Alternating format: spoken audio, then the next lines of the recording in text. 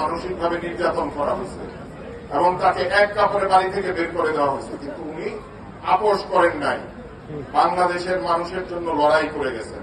আজকে উনি আপোষ করেন নাই বিদায়ী আমরা সকলে মিলে, ছাত্র জনতা সবাই মিলে আন্দোলন করে এই ফ্যাসিবাদকে হটাইতে বাধ্য করতে পারছি। উনি আপোষ করে ফেলে পারতাম না। আমাদের প্রিয় নেতা তারেক রহমান, যিনি পরিবর্তনের কথা বলছেন, তিনি আমাদের বিএনপির নেতা কর্মীদেরকে প্রতিনিয়ত সাবধান করতেছেন যে আমার কোন নেতা কর্মী যদি কোন সাধারণ মানুষের সাথে কোন অন্যায় কাজ করে তাকে কিন্তু উনি বহিষ্কার করছেন, যারা চাঁদাবাজি করবে তাদেরকে বহিষ্কার করছেন। বিএনপির নাম ভাঙিয়ে কেউ চাঁদাবাজি করতে পারবে না। আল্লাহ সীমা লঙ্ঘনকারীকে পছন্দ করেন না। আমরা সবাই যেন নিজেরা সচেতন হই, আমরা কখনো যেন অহংকারী না হয়ে উঠি। এই 5ই অগাস্ট আমাদেরকে যেন সেই শিক্ষা দেয়। আমরা গণমানুষের দল, আমরা জনগণের পাশে সবসময় ছিলাম, থাকবো। আগামীতে ইনশাল্লাহ আমাদের প্রিয় নেতা ভারপ্রাপ্ত চেয়ারম্যান তারেক রহমান সাহেব দেশে আসবেন।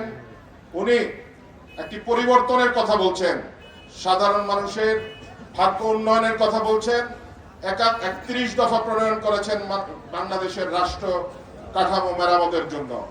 সেই 31 দফা আমরা যেন পড়ি এবং বুঝতে পারবো যে আমরা এখানে সাধারণ মানুষের ভাগ্যটা কিভাবে উন্নয়ন হবে, কিভাবে রাষ্ট্রটা উনি দেখতে চাচ্ছেন এবং গড়তে চাচ্ছেন আপনাদেরকে সাথে নিয়ে। সেই ব্যাপারে আপনাদের সকলের সহযোগিতা কামনা করছি এবং আজকে এখানে যারা মা বোনরা আছেন এবং আপনারা আমার ভাইয়েরা আছেন, সকলের সুস্বাস্থ্য কামনা করছি। আমি আপনাদের জন্য দোয়া করব, আপনারা আমার জন্য দোয়া করবেন এবং আপনারা নিরাপদে থাকবেন। আজকে অনেক রাত হয়েছে, আমি আর বক্তব্য দীর্ঘায়িত করব না এবং আমার তরফ থেকে এই সহযোগিতা রইল এই আয়োজক কমিটির প্রতি। ধন্যবাদ সবাইকে। আসসালামু আলাইকুম।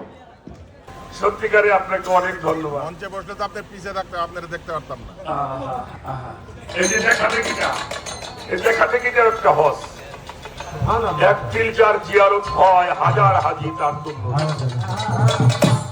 মানুষকে রঙ্গে দেহের ভিতর যাবে ভেঙ্গে, ইসরাফিল ফুকিবে সিংহে, সাঙ্গ হবে তোর ভবের খেলা। ভেবে রাধা বল্লভ বলেই ঘরে থাকে ঘরামি,